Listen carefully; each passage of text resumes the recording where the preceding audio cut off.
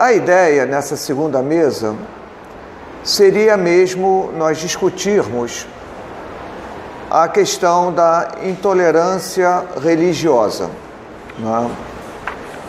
E, a priori, esse tema, que é objeto da minha orientação, a Tainá Luiz de Maria é minha última orientanda de graduação e ela já começa a preparar o projeto dela de mestrado para ingressar a partir do próximo ano aqui no programa de pós-graduação História Comparada. E a partir de um conjunto de pesquisadores, tanto no âmbito da teologia, das ciências sociais, da história, de um levantamento sistemático desses autores, nós verificamos que praticamente quase todos eles já partem de uma definição dada como natural do que seria intolerância religiosa, não é? E isso nos fez, de alguma forma, colocar o pé no freio e dizermos que era melhor começarmos do zero, isso é, começarmos a construir, por um viés mesmo epistemológico, construir o conceito de intolerância religiosa, né? Na medida em que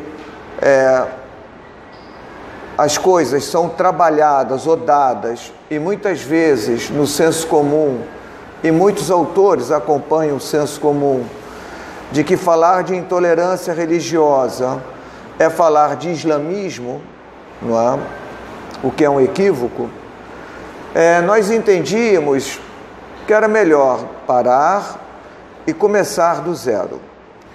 E nesse começar do zero, não é? Nós estabelecemos duas grandes linhas de análise do processo. Então, portanto, eu vou enfocar aqui, não é, como um primeiro grande copião, o que nós definimos como uma linha diacrônica para entender o processo de construção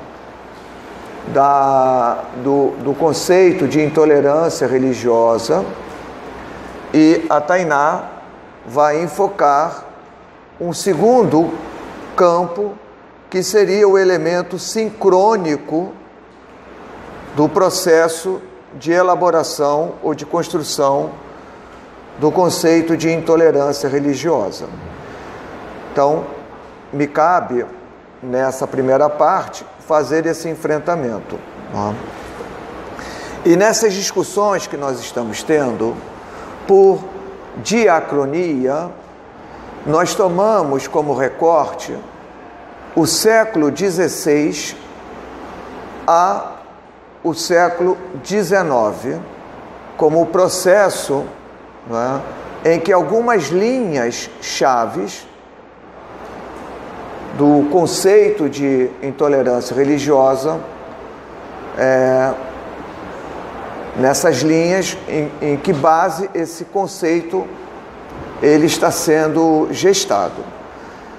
Um primeiro aspecto, muitas vezes negligenciado nos nossos cursos de história, e não é uma coisa específica aqui do nosso instituto, mas dos diferentes departamentos de história, não é? O ponto de partida, eu acho que um processo de diacronia muito evidente aí, não é? E que vai gerar aí tensões no campo teológico, diz respeito à descoberta de novos continentes, não é? E porque há uma certa negligência nesse processo por parte dos historiadores, não é? Porque quando se pensa descobrimentos da América, século XVI, final do 15 e todo o 16, ou não é, o descobrimento de novas terras na região da Oceania, né, basicamente século 17 e parte do 18, né, tudo isso tem uma relação estritamente ligada à economia, à exploração territorial, a comércio, mas pula-se um fato ou fatos importantíssimos. Por exemplo, as naus que descobrem o continente americano retornam ao continente europeu, trazendo informações sobre essas novas terras e trazem plantas, civícolas e animais. E se pergunta, por exemplo, sobre essas três categorias, não é? Que são novidades. Estavam na Arca de Noé o civícola? Estavam na Arca de Noé papagaios, por exemplo? Quando se descobre a Oceania, o processo é exatamente o mesmo. Aborígenes, cangurus, vão ser trazidos, por exemplo, para o continente europeu e será demandado. Gênesis 1, Gênesis 2, dão conta de explicar esses indivíduos, porque toda a narrativa bíblica, toda, sem exceção, trabalha com a existência de três continentes: o europeu, o asiático e o africano. Então, há um primeiro ponto, ou uma primeira quebra, ocorrendo num pensamento absolutamente hegemônico dentro do pensamento teológico marcadamente europeu, não é? As descobertas dos novos continentes, particularmente América, continente americano e a Oceania, não é? Criavam um grave problema, porque espécimes, plantas, animais, não é? Sejam esses animais seres humanos, inclusive, não é? Falhava-se uma explicação mais concisa, mais concreta, que desse conta de falar sobre isso. Esse processo, ele não está ocorrendo apenas no século XVI, né? Entre o século final do XV até o XVIII, Gênesis 1 e Gênesis 2, em qualquer bom manual, em qualquer bom trabalho no campo de uma história da ciência, não é? Registrará esses conflitos. Dois outros fenômenos, concomitantemente às descobertas desses continentes, estão também produzindo fissuras no pensamento teológico marcadamente cristão. Não é? O primeiro deles, descobertas de fósseis dentro do continente europeu. Mamutes, por exemplo, estão sendo descobertos já no século XVII. E o que se verifica, não é, são dois fenômenos interessantíssimos. O primeiro desses fenômenos, não é, a criação divina, ela não é imutável. Ao contrário, parece que a criação divina é imperfeita, porque há determinados animais que desapareceram.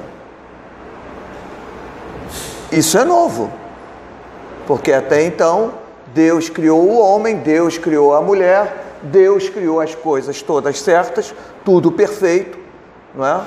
Mas os fósseis dizem respeito a animais que já não existem mais. Significa dizer mais um problema para a teologia resolver. Isso é, não é, a criação talvez não seja tão perfeita assim. E concomitantemente a isso, não é, a ideia, não é, da imutabilidade daquilo que parece ser estático, ao contrário, né, há um sentido de mudança, de transformação, né? Então, nada está estático, tudo está em movimento, tudo está sempre sendo revisto, recriado, repensado. Um segundo fenômeno interessante é quando se toma a decisão dentro das Ilhas Britânicas de se abrir canais para levar água ao interior dessas ilhas, não é? E nós já estamos no final do século XVII, quase início do XVIII, e nós percebemos também, por um desenvolvimento no campo da história da ciência, chocando com o pensamento teológico, né, de que, ao se escavar esses canais, se começa a perceber, não é, que estratigraficamente a coloração da Terra, partindo do solo, não é, e sendo rasgada, ela oferece níveis de datação e de formação do próprio planeta, sugerindo, e aí é o início do que chamaríamos aí da geologia, do pensamento geológico, não é? Mas sugerindo, do ponto de vista estratigráfico, que o planeta não poderia ter, de acordo com a datação da criação do mundo vigente no século XVII e XVIII, 5.400 anos. Ao contrário, a formação do planeta tinha milhões e milhões e milhões de anos. Então, no primeiro movimento, o que se observa na diacronia, tomando final do século XV em direção ao XVIII, XIX, não é? É um conjunto de questões colocadas ao pensamento hegemônico, ao pensamento que sempre regeu desde a conquista cristã do Império Romano, desde que os cristãos tomam e conquistam esse Império Romano em diante, desde o momento que o cristianismo se expande e se há uma certa confusão entre ser europeu e ser cristão, não é? O pensamento teológico cristão, e isso independe se eu estou falando de uma teologia cristã, de uma teologia protestante, independe, não é? Um conjunto de questões ou problemas são colocados para esse pensamento hegemônico e ele não está sendo capaz de produzir respostas em condições, não é, de superar essas questões. Ao contrário, não é? Parece que essas questões, no nível dos problemas colocados, o pensamento teológico não tem condições de superar. Esse processo, muitas vezes, vem, não é, sistematizado, e aí entra um outro elemento importante, com o nome de iluminismo. Então, um pensamento marcadamente filosófico, não necessariamente um tipo de filosofia, né, comprometida ou ligada a ambientes teológicos, né, que começa a levantar, a partir dessas questões, o princípio de que a razão e não a fé deve ser o fio condutor de uma nova maneira de ver, de pensar, de reger a vida.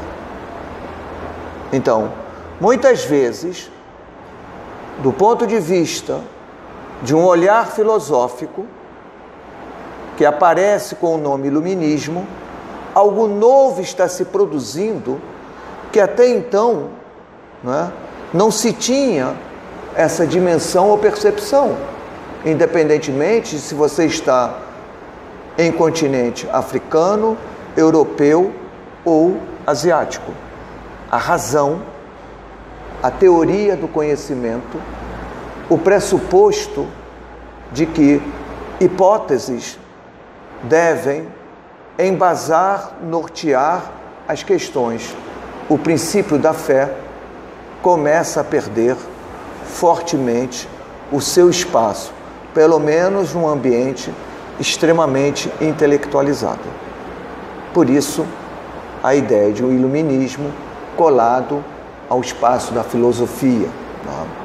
Mas isso são resíduos que começam a cair, a sair desse ambiente mais fechado, acadêmico, e ganhando contornos cada vez mais em ambientes médios, raramente popular. Logo, diante dessas tensões produzidas, isso é o pensamento, é o campo da diacronia, onde nós estamos situando um processo que vai produzir essas fissuras, essas tensões no campo teológico, e isso provocará reações.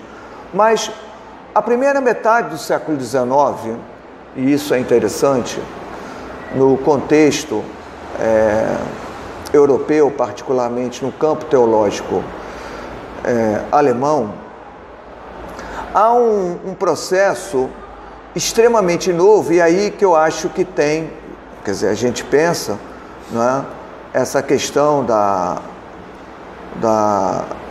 das bases de um fundamentalismo religioso, um campo da teologia vai começar a pensar e a processar a ideia de se ler a Bíblia como literatura.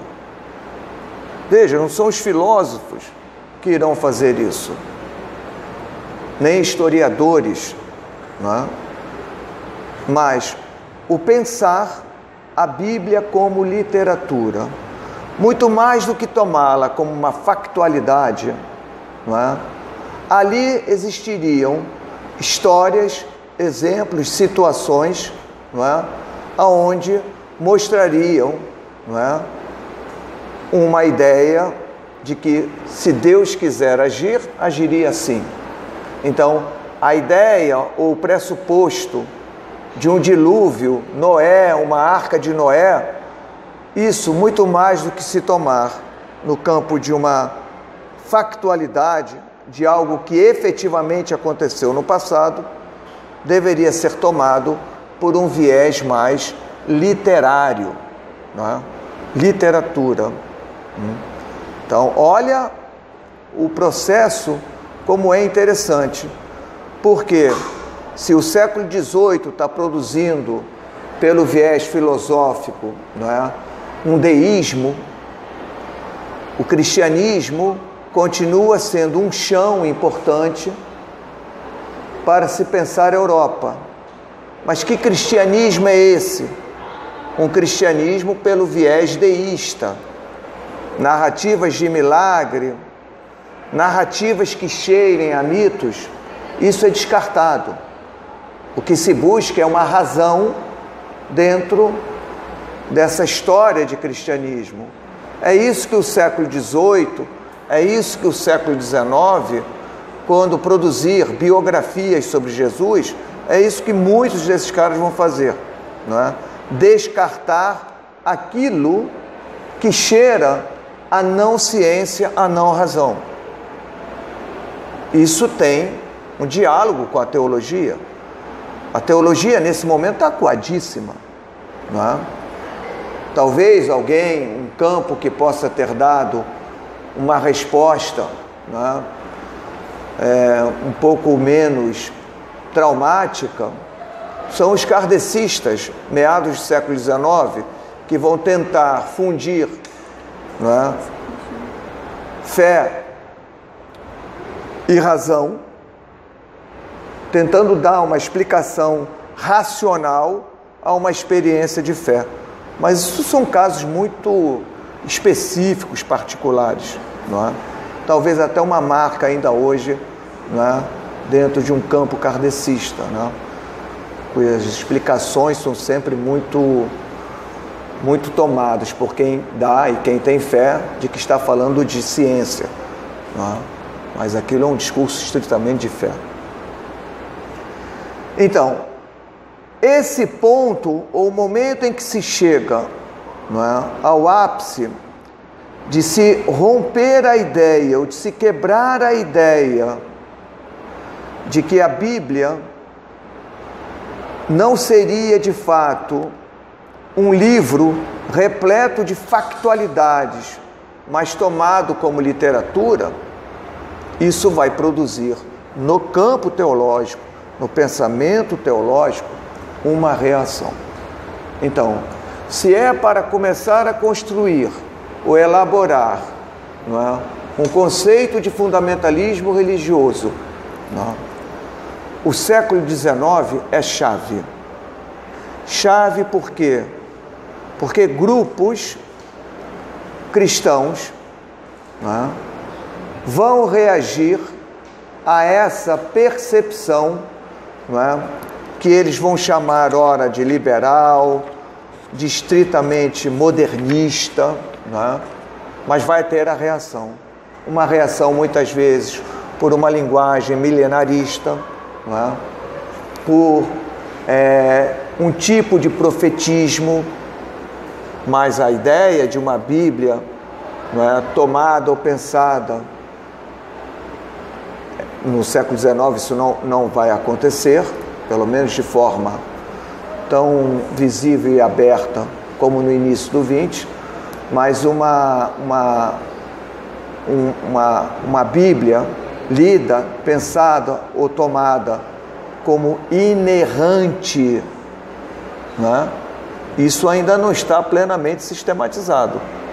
Já eu vou passar a palavra aqui para Tainá, que vai falar da sincronia, que é o momento de sistematizar esse processo que, em linhas gerais, eu estou colocando, não é? Isso é só em 1910, não é? E talvez aí, não é, Thompson, não é o da invenções da invenção das tradições. É Robesbal. Né? Talvez Robesbal aí explique melhor, não é, como hoje, né, muitos de nós, ao falarmos da ideia ou do princípio da inerrância bíblica, não é, se associa isso como sendo desde o início. Mas já vai se mostrar que a ideia de inerrância, a definição de inerrância bíblica, é só em 1910. Faltam 10. Não é? Então, no século XIX, a teologia, ela está vivendo uma encruzilhada. Teologia cristã, em linhas gerais. De um lado, setores, não é, trabalhando o pressuposto ou a ideia de que a Bíblia, por si só, não é um livro factual, mas uma literatura. Do outro lado, uma reação a esse pressuposto, não é, dizendo, não é, que há muita verdade e que Deus ali se faz presente. Essa é a tensão no XIX. Não é? Mas também tem novidades nesse século XIX pelo viés teológico. Não é? O processo de industrialização da Europa é bastante acirrado da segunda metade do século XVIII e todo o XIX. Isso está evidente. Tá?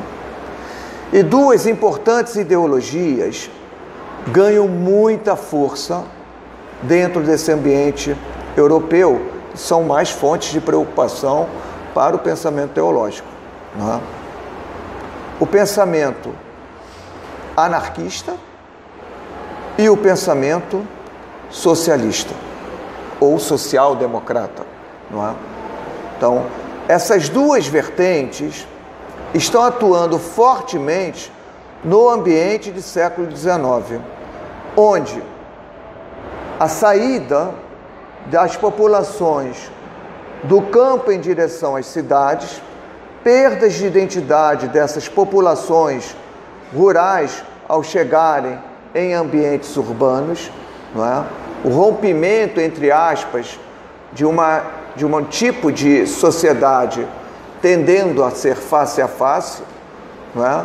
Cercamentos de campos e levando essas multidões para espaços urbanos, onde a perda de identidades, não é? São extremamente grandes. Não é? Então, essas ideologias muito mais voltadas para mobilizações políticas, para críticas fortíssimas, não é? Há uma orientação da vida e do mundo pelo da ótica da fé, não é? Essas ideologias estão conseguindo avançar de forma significativa, não é? Indo bastante bem.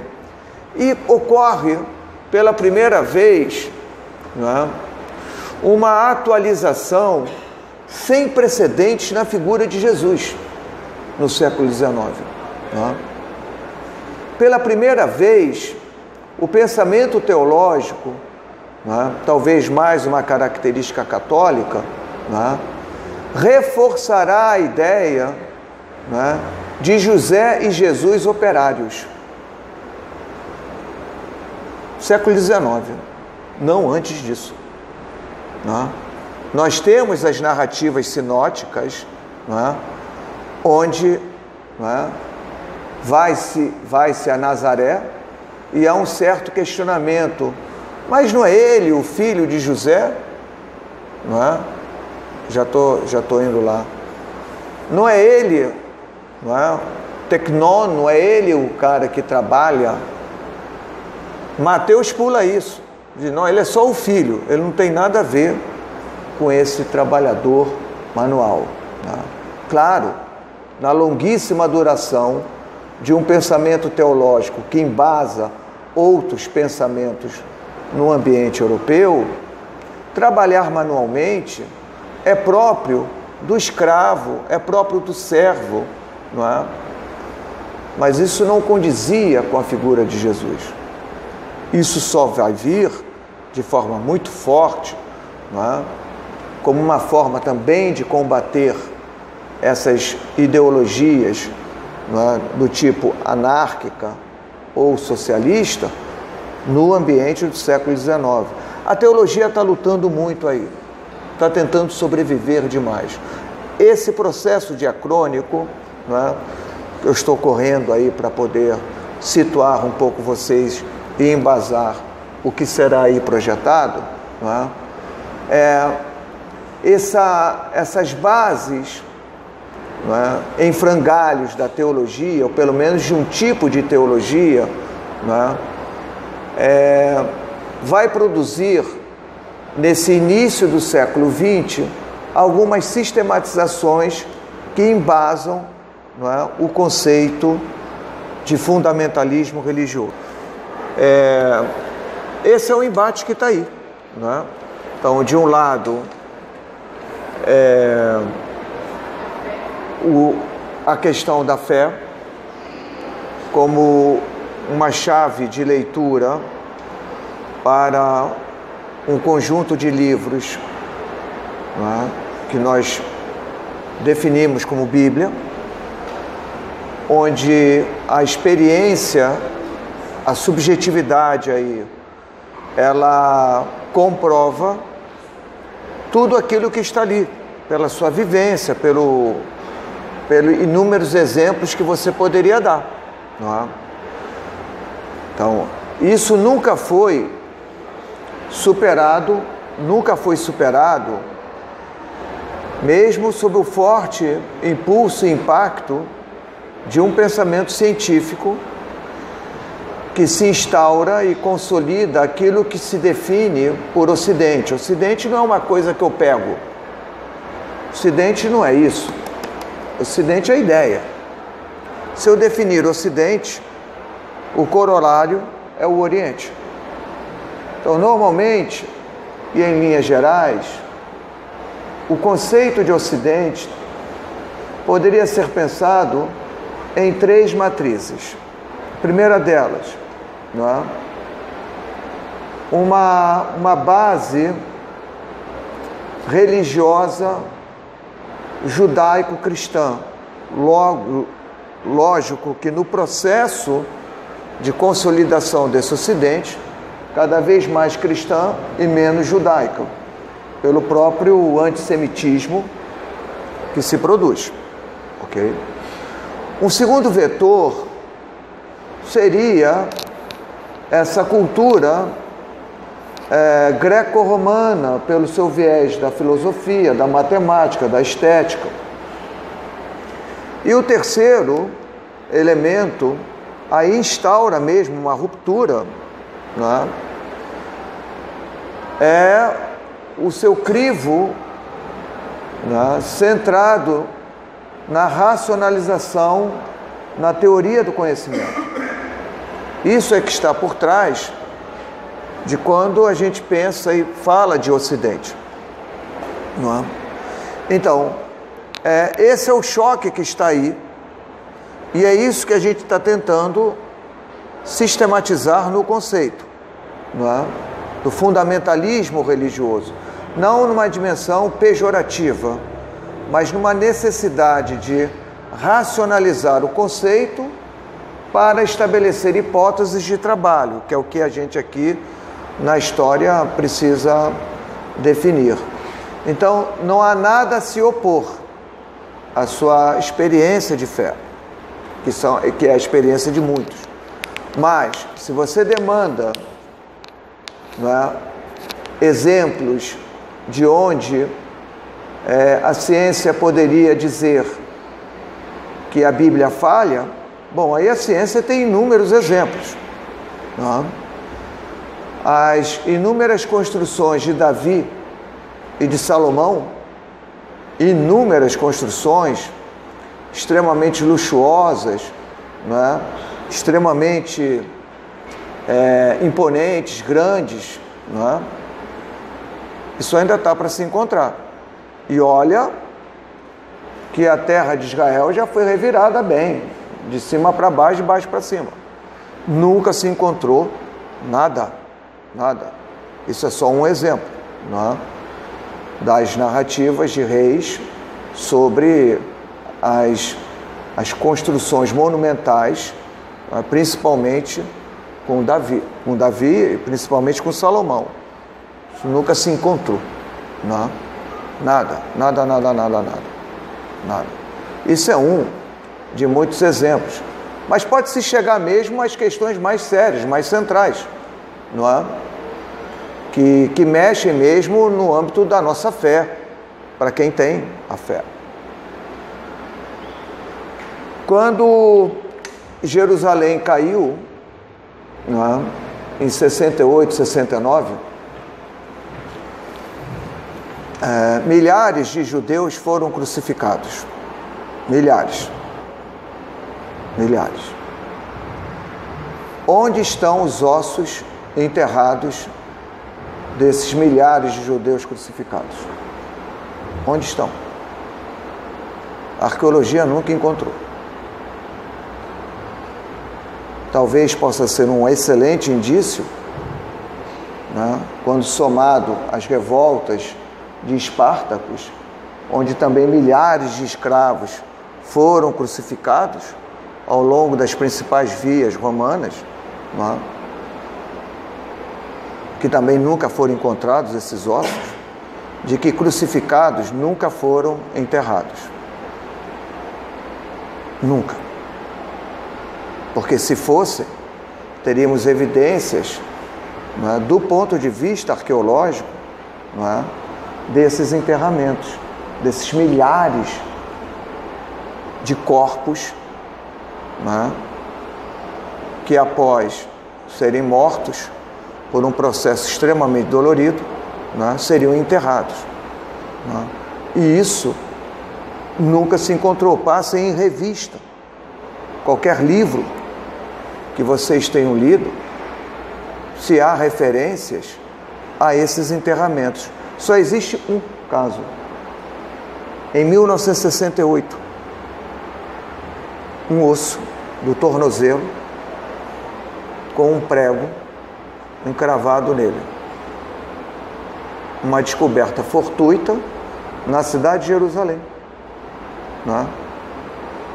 Só esse caso que a ciência pode dizer concretamente de alguém crucificado e que conheceu sepultamento. Claro que isso não estou falando dos milhares de judeus crucificados em Jerusalém, nem dos milhares de escravos que perderam a guerra para as legiões romanas. Eu estou falando de Jesus, porque se para esses casos não se tem achados arqueológicos, não é? Por que achar que Jesus foi o único que conheceu sepultura e posteriormente ressuscitou? Então isso é o choque mesmo, porque a ciência vai demandar prova, percebe? O importante é entender que esse é um embate que é datado, e ele é bem datado a partir do final do século XVII, todo o XVIII para cá, e não antes. Por que não antes? Porque não antes? Porque o pensamento, ou a base paradigmática daquilo que se constitui chamar Ocidente, Europa, é o pensamento teológico cristão, não é? E, obviamente, os desvios são fortemente punidos e reprimidos. Mas, no momento em que há novas bases mentais sendo estruturadas, organizadas, não é? Com novas classes dirigentes, não é? Construindo o que se chama, não é? O pensamento mercantilista, o pensamento liberal e assim sucessivamente, não é? A possibilidade de reprimir tais ideias ficam cada vez mais difíceis. Então, é atenção. Então, abrir mão da sua posição, da sua ideia, não, que eu acho que a imensa maioria do mundo é isso mesmo, não é? Mas o importante é entender que as tensões existem, não é? E que isso faz parte, principalmente, desse pensamento ocidental, não é? Esse é o jogo onde se insere. Com relação ali ao Pentateuco, que Moisés tem escrito, também a questão que você coloca é interessante. Será que estaria sistematizando uma oralidade, tendo em vista as bases africanas, não é? Quando se pensa em Egito? Bom, eu diria que a imensa maioria dos teólogos, não digo nem historiadores, não é? A imensa maioria dos teólogos, não é? Pelo menos os quais eu tenho lido, não diz que foi Moisés quem escreveu o Pentateuco, porque ele mesmo estaria escrevendo a própria morte dele. Olha, deixa eu descrever como é que eu morri, porque ele descreve como ele morreu, percebe? Então aí fica complicado. Então, agora mesmo, eu não gosto de ficar fazendo propaganda para essas editoras não, porque elas são muito duras comigo, mas as vozes republicaram agora, recentemente, o trabalho do Finkelstein, não é? A Bíblia desvelada, né? Então, você tem ali boas discussões, não é? São boas teorias ali, que te ajudam a pensar e a entender um pouco essas questões, não é? Mas você poderá comprar um livro talvez mais barato pela Girafa, que é a editora que publicou pela primeira vez o livro, não é? Então, não quero ficar fazendo propaganda para Vozes, não. Frei José Maria é muito duro comigo, miserável, não é? Mas tudo bem. Então, bom, ali tem oralidade? Eu acho que sim, eu acho que a base, a sistematização, não é? Da imensa maioria dos livros denominados ou classificados como Antigo Testamento, as sistematizações são mesmo pautadas a partir do 7º século, antes da Era Comum. Então, colocar esses escritos como sendo século 13, 14, 13, 12, antes da Era Comum, não dá, não é? Então, boa parte dos teólogos que se dedicam a essas questões e a esses objetos, não é? Tomam como referência Josias, não é? Portanto, ali no contexto de 7º, 6º século, quando são descobertos alguns livros, não é? Então ali pode estar a chave para se entender um processo de sistematização de histórias que estavam em circulação, não é? E aí não há por que negar, não é, as possibilidades de se inserir muito dessa cultura israelita, não é, dentro de contextos de parâmetros fenícios, egípcios e, portanto, de uma história oral, africana, tranquilamente, não é? Qualquer tentativa de se retirar desse ambiente tem um crivo racial forte e evidente, próprio do século XIX, XX. Não é? Eu acho que nós não estamos assim no afã de se buscar superações, não é? Porque dificilmente isso vai acontecer. E isso que acontece no âmbito cristão, acontece também no âmbito islâmico, não é? Acontece no âmbito judaico, acontece nos mais diferentes campos da religião.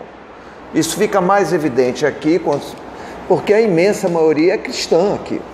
Então essas coisas aparecem como se fosse o alvo predileto, vamos jogar abaixo o cristianismo, não é?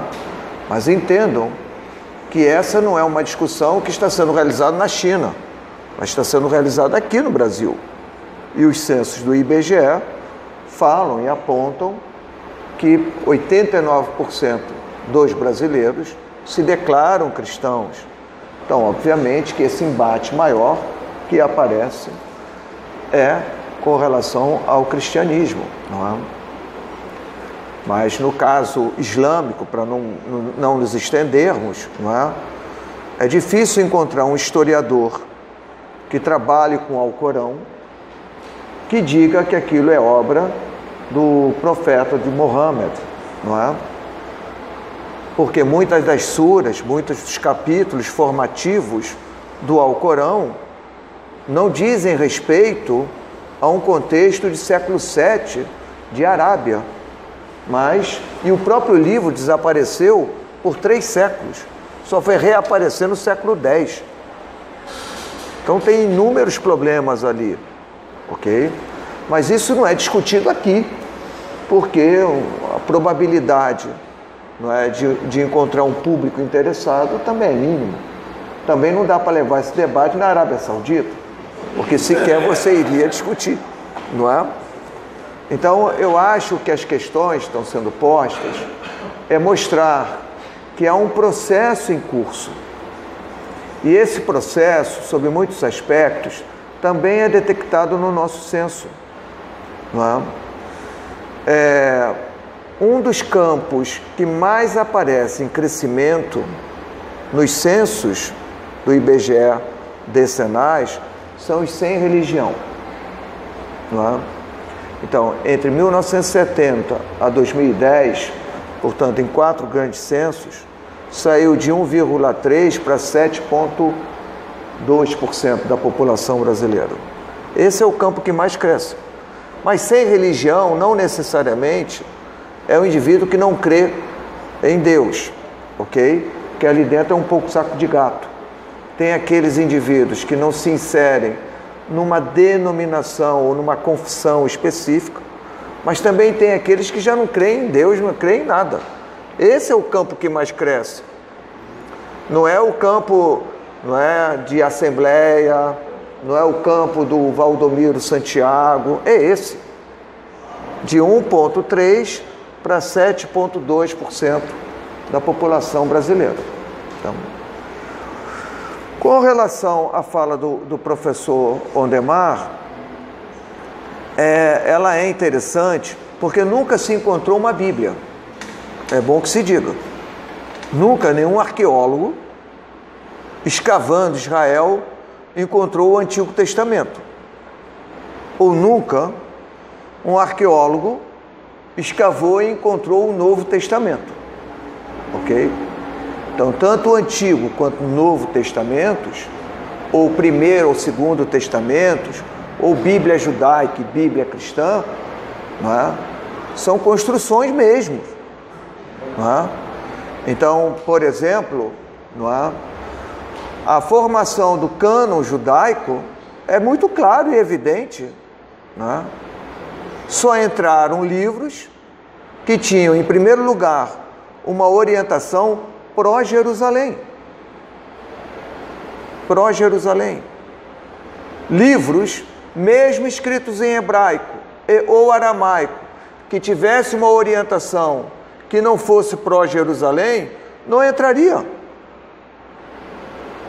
Eu, em casa, por exemplo, tenho publicado em 2016 a Bíblia Samaritana, o Pentateuco Samaritano. Eu tenho em casa. E é diferente do Pentateuco que nós temos nas Bíblias comuns, com muitas variantes, com muitas narrativas diferentes. Não é? Então, esse é o primeiro aspecto. Segundo, não é? Nem todo livro pró-Jerusalém, não é? Judaico, pró-Jerusalém, não é? Entrou no cânon judaico. Por quê? Porque não estava escrito em hebraico ou aramaico. Então, nas Bíblias protestantes, não é? Por exemplo, 1º e 2º Macabeus não estão lá. No entanto, é impossível o leitor de 1º Macabeus não reconhecer o quão temente era aquele autor que escreveu o 1º Macabeus. E o quão ele entendia de centralidade para o Templo de Jerusalém. 3. Nem todos os textos escritos em hebraico, aramaico e de gente extremamente religiosa entrou no cânon judaico, que é o que aparece com o termo documentos do Mar Morto, mas que é de clara orientação, não é? Encontrado em Qumran, nas cavernas de Qumran, não é? Porque a briga ali é sacerdotal. Aqueles qumranitas, vivendo muito próximo de Jerusalém, não é? Veem que o calendário religioso está errado, porque a orientação tem que ser dada de acordo com o sacerdote chamado Sadoc. Então tem brigas ali. Então nunca ninguém encontrou uma Bíblia judaica escavando. Ela é resultado de uma construção que é bem conhecida, bem datada, entre o século I da Era Comum ao final do século II da Era Comum, que é quando começa a aparecer o tal cânon judaico, tal qual nós conhecemos. Então, a Bíblia é o nominativo plural grego. Estamos falando de livros, não livro. A mesma coisa é o material neotestamentário. O material neotestamentário, ele é resultado de um processo construtivo. Imaginem, nós temos textos como 1 Tessalonicenses, bem datado, entre o ano 48 a 50, e temos 2 Pedro, que é datado entre 160 a 180 da Era Comum. Imaginem isso. Isso é o nosso Novo Testamento. Então, vai desde um texto datado, não é, do final dos anos 40 a um texto quase no final do século II. Mas a imensa maioria de nós acha que foi Pedro que escreveu 1º e 2º Pedro. Esse é o problema. Onde está a falha disso? Escola dominical, faculdade de teologia muito ruim, que tem por aí. Porque aí tem que imperar o fundamentalismo. Então toma lá. Não é? Essa acho que é a questão de fundo. Não é? Uma vez, num lugar que eu sempre sou muito bem recebido, todas as vezes que eu quero ir lá, tem gente muito carinhosa comigo e me recebe, FAECAD, mas um jovem lá, numa das idas que eu fui lá, perguntava, pautando como 2 Pedro fosse mesmo escrito por Pedro. Esse é um furo que nós temos na nossa documentação. A geração que conheceu Jesus não produziu nada. Pelo menos que chegou até nós. Paulo nunca conheceu Jesus. Nunca. Mas conheceu gente que conheceu Jesus. Ele diz. Mas os discípulos de Jesus nunca produziram nada. Nunca. Se tivessem produzido, nossa percepção de Jesus seria incrivelmente fantástica. Mas nós não temos essa geração. Não é? Então, quando se começa a falar de Jesus, até a sistematização do que a gente chama o cânon neotestamentário, são 3 séculos aí, 3 longos séculos, até aparecer um Novo Testamento. Então, como é que nós devemos proceder com relação à Bíblia? Não é? Bom, é já quebrando a ideia de unidade. Bíblia não existe. A Bíblia é um processo construtivo. Então, ela não foi um livro jogado do céu, que bateu na cabeça de alguém. São escolhas que foram feitas por campos, não é? Que estão tensionando, que estão brigando. Nem todos os autores cristãos têm seus livros fixados no Novo Testamento. Nem todos, não é? E há narrativas, não é, cujas camadas narrativas são antiquíssimas. Quem já leu o Evangelho de Pedro,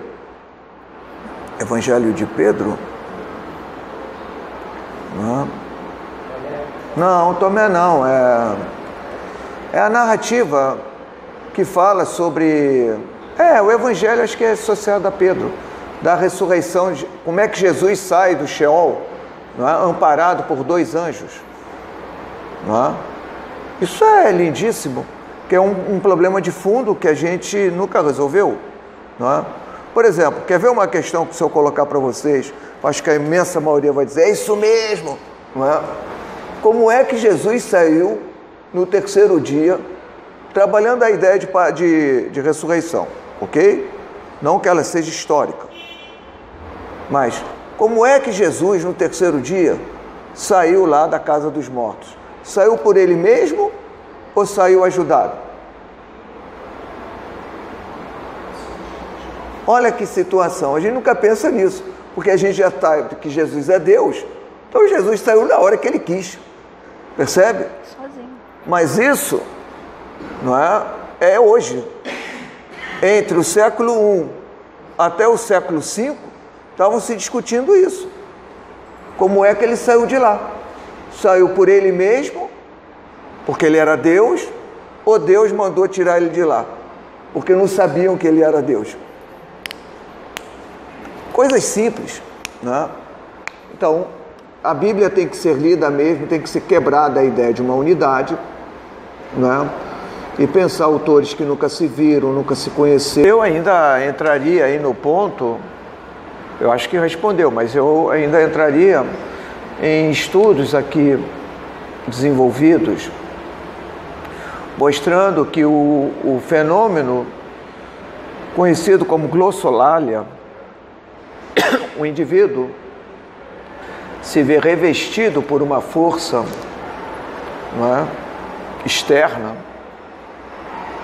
e que o faz falar em línguas, não é? Línguas estranhas, no fundo é isso. Pesquisas aqui realizadas na pós-graduação mostraram que essas experiências faladas, trabalhadas em comunidades paulinas, elas seriam melhor entendidas no diálogo com as culturas politeístas do que propriamente com a cultura judaica, não é? Isso é, parece que era um fenômeno muito mais disseminado em ambientes politeístas, não é? Então, novos aderentes a esse movimento, trouxeram essa dimensão, não é?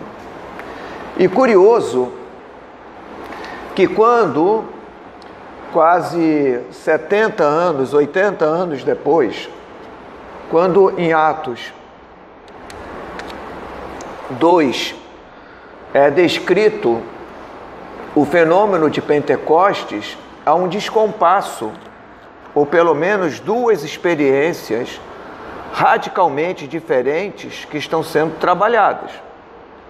Porque em Coríntios, que é um documento datado normalmente em meados dos anos 50, Paulo diz: quem fala em línguas, ora diretamente a Deus. Se não tiver um intérprete, é melhor que se cale. Vai que um idiotés, vai que um não crente, bota a cabeça lá do lado de fora aqui para dentro, vai achar que isso aqui é uma assembleia de loucos, não é? Mas vale o dom da profecia, é o que ele está falando lá. O fenômeno descrito em Atos 2, ele é interessante, por quê? Porque nós não estamos diante de um fenômeno de glossolalia, mas de xenoglossia. Isso é, começa a descrição, a ambientação haviam judeus das mais diferentes regiões do Mediterrâneo, da Panfilha, Capadócia, Grécia, e vai mencionando. E, de repente, a casa onde os discípulos estão é revestida por línguas de fogo, que enche esses indivíduos de coragem. Eles abrem portas e janelas e começam a pregar e a falar. E cada um daqueles judeus ali inseridos ouviam nas suas próprias línguas. Então nós estamos diante de um fenômeno que a gente poderia dizer assim, maravilhoso, é taumatos. Se eu não sei alemão e falo em português, e quem só sabe alemão e só entende alemão, entende o que eu estou falando, isso é Deus agindo. Mas esse não é o fenômeno que Paulo descreveu, porque não teve nem intérprete. Percebe? Olha como há um movimento interessante para o mesmo uso do termo, 60 anos depois, 70. Para Paulo, a experiência de glossolalia demanda intérprete. Em Atos 2, que é uma experiência tão forte que funda igrejas pentecostais, que é o fenômeno que o Ivanir trouxe, que é o que a Tainá mencionou em 1906, não é? Não demanda intérprete. Então, um é glossolalia, o outro, à luz da aplicação grega, é xenoglossia, é falar língua estrangeira. Mas ambos os fenômenos são lidos como glossolalia. Então, o mesmo termo, experiências variantes, mostrando que comunidades formativas de tradições de origens diferentes entenderão e lerão o processo de forma totalmente diferente. Sim, mas não é? Quem ora, quem fala em línguas, ora diretamente a Deus. Então, é como se fosse, entre aspas, um hebraico divino, imaginando que Deus só fala em hebraico. Ok? Mas imagina, se eu estou falando aqui em línguas, você só entenderá se tiver um intérprete entre nós dois. Isso é Paulo. Lá em Atos 2 não tem isso. Ok? É direto. É direto. Várias línguas conhecidas na Terra. Então, isso é um dado bacana que ele traz. Bom, a questão, só para finalizar, o caso, eu diria, teologias judaicas, não é? Há muitas. E nesse caso, você tem uma excelente literatura judaica do século II, III, não é? Onde mostra, não é, que há indivíduos que já estão interpretando as passagens, não é, da Bíblia judaica, não é, de N maneiras que descambam desde o ensino e de um fundamentalismo estrito sensu do que está ali é o que é, até N posições mais para o campo da oratória, da retórica, da literatura mesmo. Então mostra que as interpretações são múltiplas e plurais, não é? Então não dá para definir a teologia judaica, não é? Lembrando que se é para pensar numa teologia judaica, não é? Mateus é um bom teólogo judaico, não é? E ele manda acatar e respeitar e seguir o que sai da cátedra de Moisés. Isso é, do sacerdote que ocupa a cadeira de Moisés, olha só, o que ele fala está correto. Não é? Mas não é uma teologia que, pelo menos, no caso posteriormente cristão, se seguiu. Porque na comunidade mateana, Jesus não vai voltar. Eis que estarei convosco todos os dias, até a consumação do tempo. A teologia mateana é diferente da lucana. Em Lucas, você vê Jesus ascendendo e prometendo voltar. Em Mateus, isso não tem, não. Em Mateus, ele já está lá. Na verdade, nunca saiu. Mas como a gente harmoniza as leituras, isso tudo vai passando batido. Ok? Mas claramente é um judeu, não é? Que segue Jesus. O outro parece que veio direto do politeísmo para o movimento de Jesus. Não sabia muito de judaísmo. E por fim, a questão do liberalismo, eu acho que é um pouco weberiana a ideia, não é? De que os protestantes trazem uma característica mais liberal, os católicos, pensando Portugal, Espanha, seriam mais duros diante de determinadas práticas comerciais, mercantis, não é? Bom, isso é uma teoria, né, em grande parte derivada de Weber, não é? Mas eu diria o seguinte, o catolicismo romano, já no século XIX, critica duramente, muito duramente, a partir de decisões papais, não é? Critica duramente esse encaminhamento da vida, não é? Nos moldes de um consumo desenfreado, não é? Que já estava plenamente se consolidando nas últimas décadas do século XIX. Então você já tem decisões, reflexões advindas do Papa, não é? Já criticando essas posturas de uma vida extremamente liberal, distante, desviada, esquecida de Deus. Isso já está lá, século XIX. Né? Não estou dizendo que ele antecipa isso aqui, né?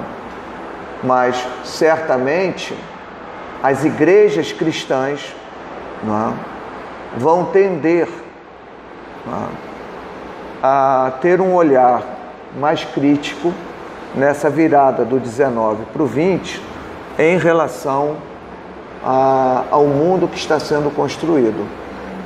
Hoje, o dia de hoje, ou foi ontem, completou-se 100 anos do resultado da Primeira Guerra Mundial. E nunca nenhuma guerra produzida gerou tantas mortes quanto a Primeira Guerra Mundial. E os fundamentalistas, a Tainá chama a atenção disso, vão responsabilizar incrivelmente, né, o darwinismo como principal por essas mortes. Só de morte foram 10 milhões, fora feridos e mutilados.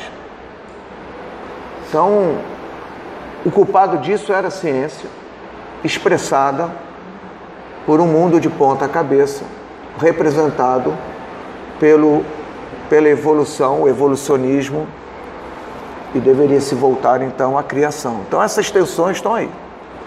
Não? É isso, tá bom? Fechou. Já passou. Tá bom então. Então até amanhã, não é isso, Juliano? Pessoal, desculpe a ausência de alguns colegas convidados, eles tiveram problemas aí. E certamente amanhã o seminário continua e a gente conta com a presença de vocês.